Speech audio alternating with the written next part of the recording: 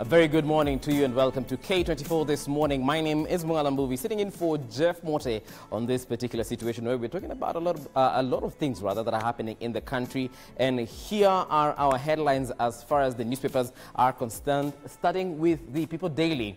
DCI probes how Sonko killed himself to escape jail. Our story is on page 2. Now, in case this news hasn't reached you yet, a couple of months ago, a lot of people were saying that Sonko did spend some time at the Shimola Tewa prison in Mombasa and somehow managed to escape by faking his death at one point when he had gone to visit the hospital for treatment.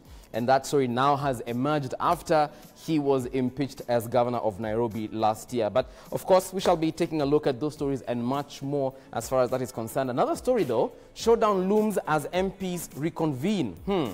We're looking at Raila Odinga and William Ruto, of course, being the agenda for that particular conversation. You can find it on page 4. And this is what it says, that with an impeachment motion against the deputy president, BBI proposals and a fractious house, the sessions in parliament are expected to be heated from Tuesday. Get that story on page 4 of the People Daily. And as you move down there, you can see that Mashemeji shares spoils after sides fail to score in Derby. That story is on page 2. And on page 4, which county will follow Siaya in passing the BBI? Well, let's see how that unfolds. And of course, on page 17, 16-year-old Kenyan stowaway in police custody as well. That conversation, of course, on page 17 of your People Daily. Moving on to the next newspaper, which is the Standard newspaper. Impeachment. Once again, Jubilee has no plans to remove the DP. A day after it was revealed that the renewed attempt to remove Ruto from office was in top gear, the ruling party's Secretary General dismisses the claim as mere speculation. Of course, Raphael Tuju coming out to speak on behalf of the Jubilee Party. That story is on page 8. And as you go down, is it time to end curfew?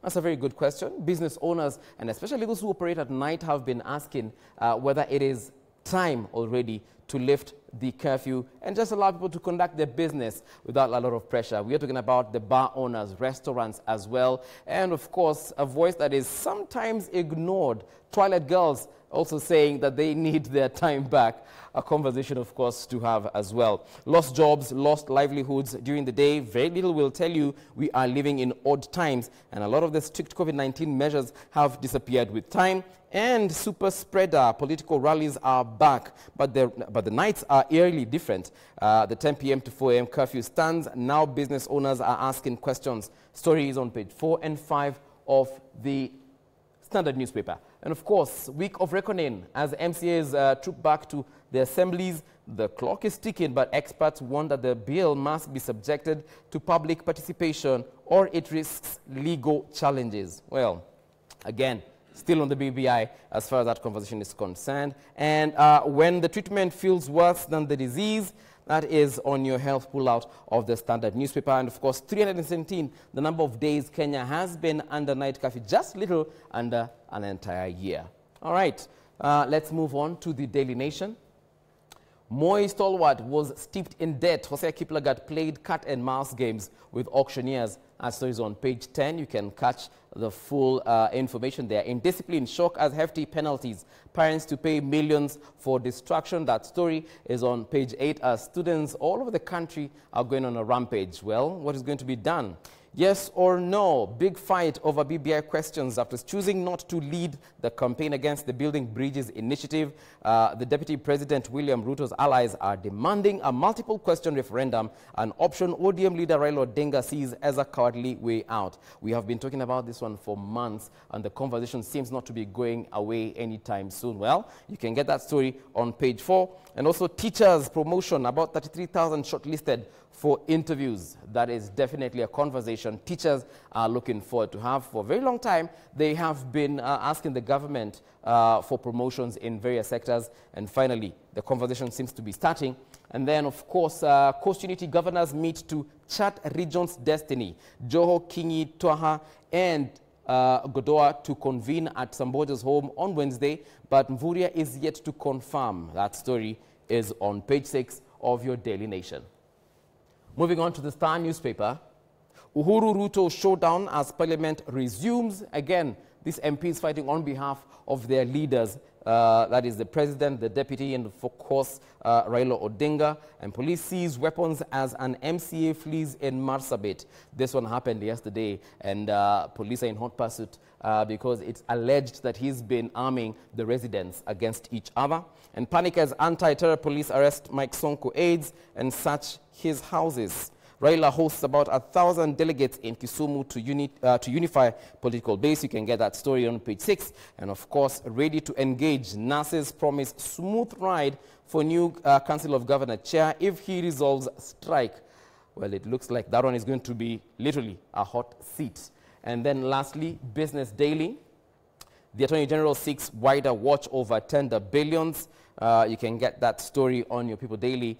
Some state firms dodge the procurement law by splitting tenders to escape scrutiny. MPs to prioritize KQ bill as House resumes sitting. And of course, about 597 billion. That is the value of the SACCO sector's assets in their third quarter of 2020. You can get that on page 16. And surging climate lawsuits put oil farms on the edge as well. And a bigger story there, value of card payments down 6.4 billion. Every time you use your Visa or MasterCard or any other card, well, that means that a lot of money is passing through the banks and into the hands of business people. And then last but not least, looking at page 4, it's all about Medicare. Treasury is developing a post-retirement health cover for 663,000 government workers. Get your copy of the Business Daily for that and more. But on to another story. Persons living with disabilities are now calling on the Office of the Director of Public Prosecutions and the relevant security authorities to look into the remarks made by Suna East Member of Parliament Junet Mohammed on nominated Senator Isaac Mwaura that they say borders on hate speech. NCIC says it is now looking at taking action against the legislator as they believe the remarks are likely to breed hatred. Katiba ibadilishwe, wazungu yote wakuwe kama walemavu. Huyu mtu anaitwa Isaac Mwaura. Mimi nilikuwa nafikiri yeye ni mlemavu ambaye inafaa saidiwe. Kumbe yeye ni mtu ambaye ni mzungu ambaye ni nyeupe tu. Those were the remarks by Suna East Member of Parliament Junet Mohammed during a Building Bridges Initiative popularization bid in Turkana County on Saturday that have since elicited mixed reactions, with Junet now forced to apologize over the same. People living with disabilities in Kenya were the first to voice their concerns early Sunday morning, hitting on Junet over the remarks. We wish to condemn in the strongest of terms possible remarks by Junet Mohammed that Senator Isaac Mwaura breached his skin in order to be nominated to Parliament.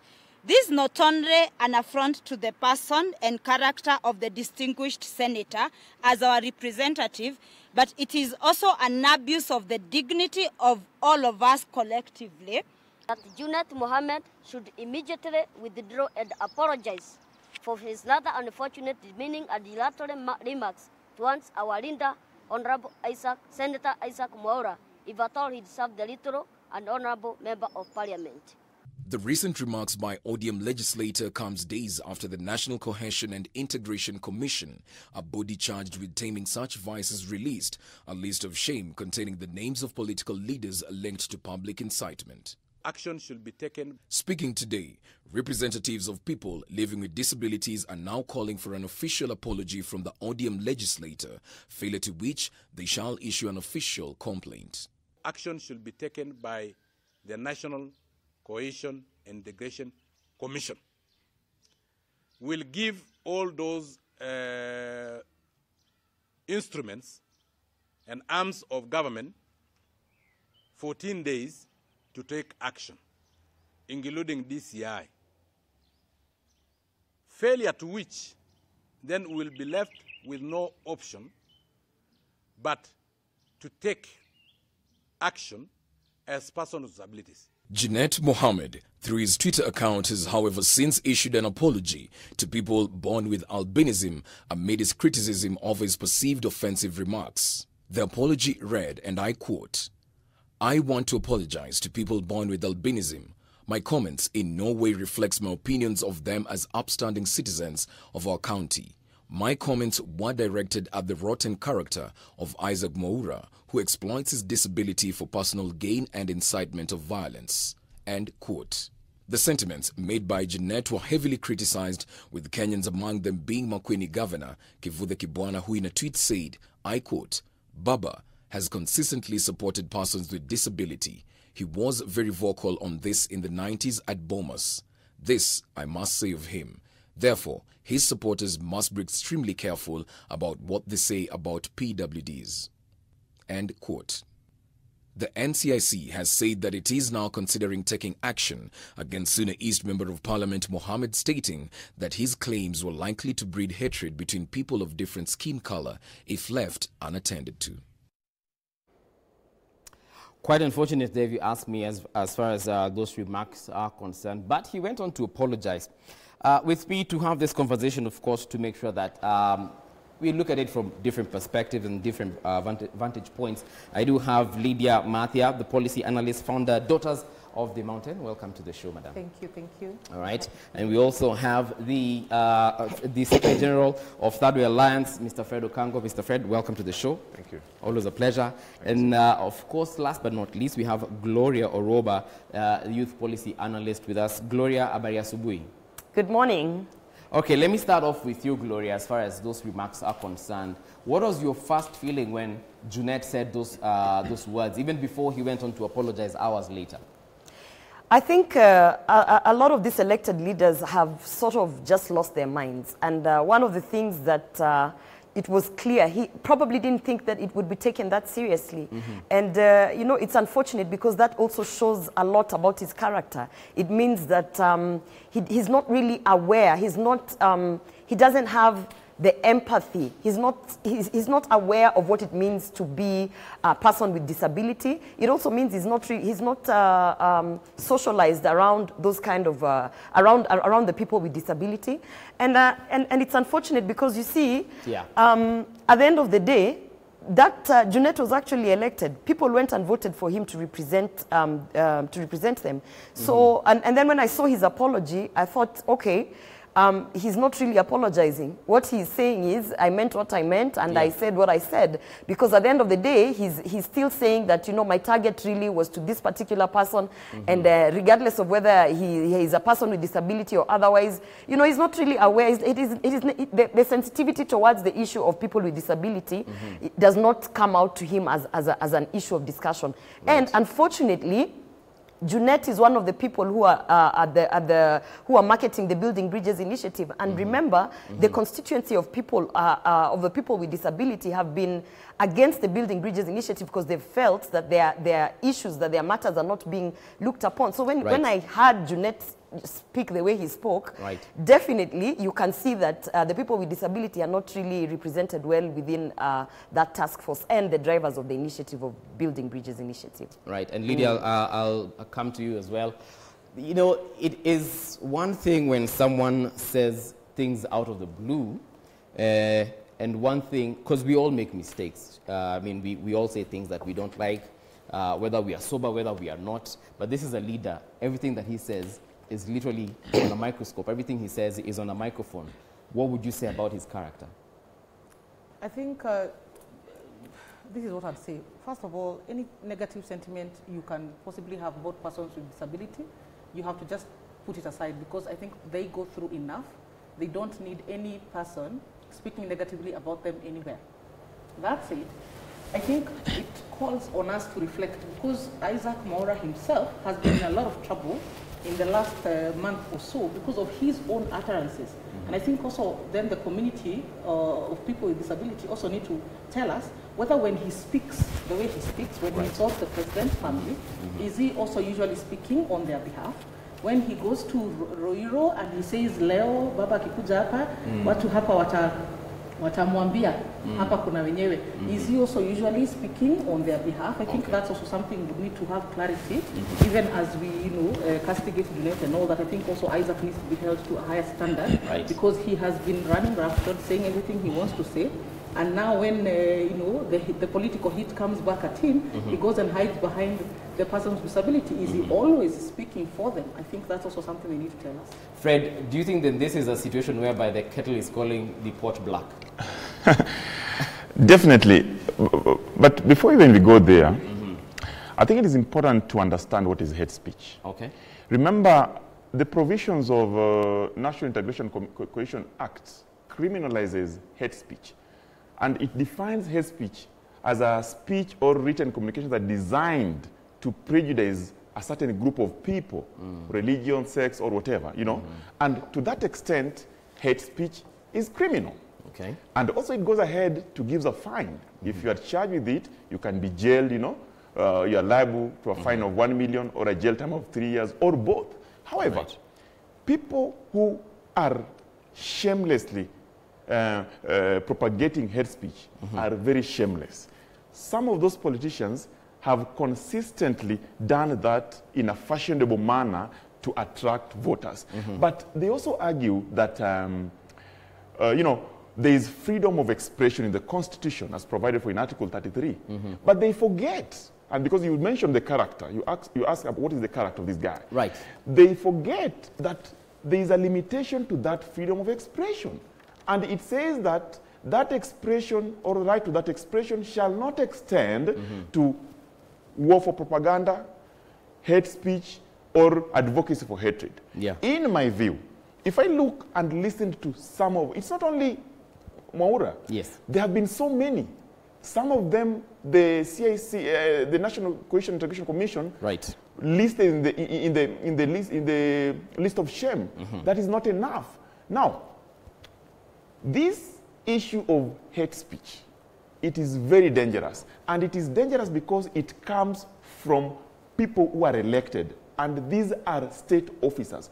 What does the law say about the conduct of state officers? Whether in public or in private or in association with others, like in a rally, you must conduct yourself in a manner that do not demean the office that you hold.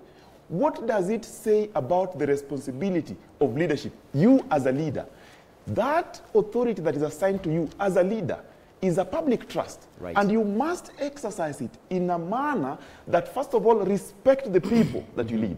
Then, in a manner also that brings honor and integrity to the nation and the office that you hold. That's correct. And you look at these issues and you realize we have forgotten about the provisions of Chapter 6 that provides for integrity and leadership, and we have taken it head-on as a political fashion of, you know, beating our competitors on the political podium. It is wrong.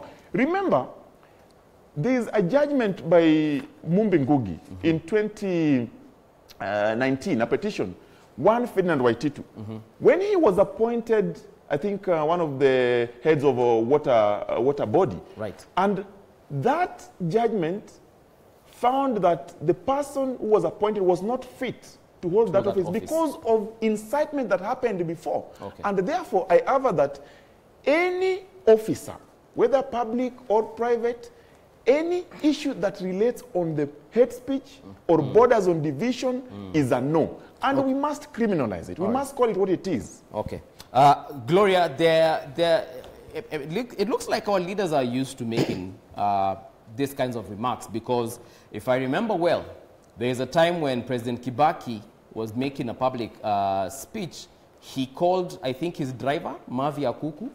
You know, we've had situations whereby, a Gatondo Member of Parliament, Mr. Moses Kuria, he has gone on to say a couple of very demeaning things, some that cannot even be said on air, cannot be repeated on air. We have Babu Owino as well, just a couple of days ago also, was caught in a similar situation. Do you feel like this is just a trend by our leaders to just generally speak rubbish, for lack of a better word? I think it's a culture, and I think it's a culture that we have bred. But then when I also look at the elected leaders that we've had, at least the last term, we are talking about over 30 MPs who are under the age of 35 years. So while I'd like to think of it as a sort of culture that we are breeding, I also understand that, you know, most of these elected leaders have not really had any kind of mentorship or you know, what you would call experience within the political arena. So like you mentioned, certain few, and it's not only in the issues of being abusive or that kind of public utterances that are not necessarily respectful, but it's also in the activities that they choose to engage themselves. Okay. You have mentioned Babu Owino. We don't want to talk about that, but you know the whole the surrounding of the activities that he chooses to engage himself. Yes. There are so many others who, when you look at and you think, okay, we elected this leader, but you can see that they sort of, they need some sort of guidance or mentorship from probably the veteran politicians. But you know, what's really important to note is when you look at 2007, 2008 election violence that we had, both pre-election violence and post-election violence, you will note that we are actually walking the same path, because it wasn't really just about the leaflets that were distributed or the SMSs. It was also about the utterances that were being displayed by those elected leaders. And you look at the number of deaths that we had in 2007, 2008 pre-election violence. We had 41 people dying in rallies. 25 of those 41 people who died in rallies because of that kind of push and pull. So when I look at the things that have been happening, let's say in the last 2 or 3 weeks, I want to think that we need to think about this seriously. We need to engage the agencies that have the responsibility to sort of bring down the political temperatures, to hold people accountable. We've seen elected leaders going out and fighting, you know, in events, rallies or otherwise. We want to see people being held accountable so that at the end of the day, if I'm an elected leader and I feel like maybe I cannot control myself and contain myself, I will remember that when Junet Mohammed went out and actually, you know, spoke the things that he spoke, he was held accountable. He was actually punished. He had to go and, you know, write statements or whatever, but we don't see that. So at the end of the day, what really we are doing is we are breeding a culture at which point we won't just be talking about utterances, but it's really divisive politics, which I would like to think the Building Bridges initiative is saying they are trying to address. So maybe this is the point where hopefully a lot of other leaders will come out and do something. Lydia, there's a time, I think, someone was called Madimoni. There's also a time when I think a presidential candidate was called Mugoroki. If we are getting to that point whereby we are insulting each other like that on that particular level, is it time that maybe all our elected leaders, once you're elected into office, you should take a certain class? Just like before you go to the States, you have to go through SATs and, you know, test of English as a foreign language. Or if you're going to study in Russia, you have to be taught Russian. Or China, you have to learn Mandarin. Do you feel like maybe when we elect a leader, an MP, an MCA, or even a president, probably that person should be taken to a certain class that takes a certain period of time on etiquette and probably even just public trust? I think this culture that Gloria is talking about is something that sort of reflects our collective failure as society, because even as we look to our leaders and how they are talking, let's also see how do we talk amongst ourselves as well. How do we speak when we're in those clubs and in those kibandas and in the market? How do we talk to each other? How does a Makanga talk to you when he's cutting you off, or when he's in a rush? There's a way we talk to each other that is just devoid of respect. So I think even as we look to the leaders, we have to reflect also on ourselves and say, we really need to hold ourselves to a higher standard. Of course, for the leaders, they have to be a little bit keener. You have to elevate your rhetoric, you know, when you're a leader. You've been elected by people. You cannot just carry yourself like the Makanga or, you know, the ordinary person on the streets, because your words have impact. You've seen, when people make certain comments, they instigate violence. They can instigate certain you know, actually incidences to happen on the ground. And I think all our leaders, all of them, must elevate their rhetoric. We must be able to have arguments and disagreements on policy and suggestions and ideas without necessarily it becoming an insults match between parties. And I think that's what all of us should aspire to. But ultimately, I think what is enabling this culture to perpetuate itself and to continue to survive and thrive is the lack of accountability. When people do something and they're not sanctioned for it, they're likely to repeat the same behavior pattern. Okay. So we need NCIC to step up. What is criminal needs to be treated as criminal. Let us not call it, you know, tensions, you know, political tensions. Let us actually act on these things so that once we sanction, and there are a few examples of people who've paid the price, then we'll probably moderate, you know, conduct going forward. Okay.